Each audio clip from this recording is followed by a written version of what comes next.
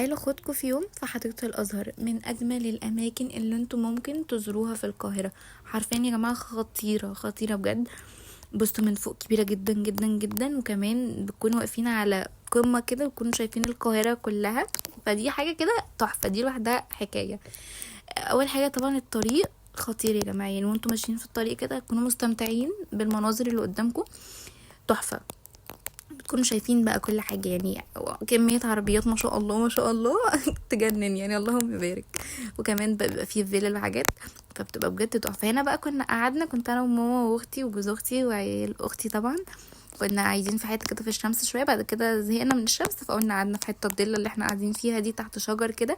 كانت زحمه جدا جدا جدا. نصيحه مني ليكم ما تروحوش في العيد. اول 4 ايام عيد دول ما تروحوش خالص يا جماعه، بتبقى زحمه جدا. ده طبعا انوسه لازم نرخم عليه. كنا واخدين بقى شويه، كنا واخدين لانشون بقى وجبنه رومي والحاجات دي، حاجات خفيفه كده لان كنا هنتغدى بره، فخدنا حاجات كده خفيفه في اليوم الصبح يعني. يعني طبعا كانوا بيلعبوا بيجروا البتاع، يعني النزله اللي هما بينزلوها بيطلعوها دي مش مستقيمه، لا ده من فوق عاليه ومن تحت واطيه، فكانت حاجه لطيفه قوي. يعني طبعا مساحات كبيره قوي بنفضل نجري فيها، بصوا خطيره.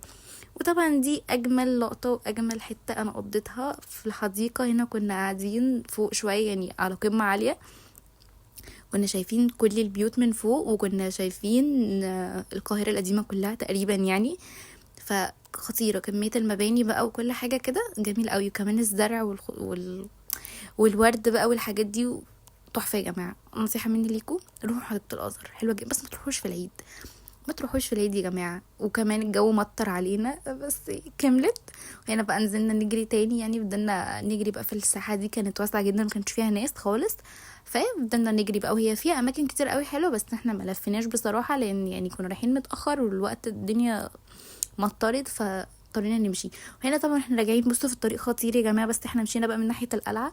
بصوا بقى القلعه، بتعدوا على القلعه وبتعدوا على اماكن كتيره قوي حلوه، فهكون مستمتعين قوي عامه يعني.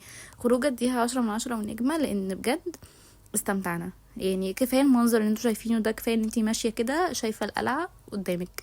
فلا بجد خطيره خطيره قوي. انصحكم ان انتوا تروحوا. بس كده، باي.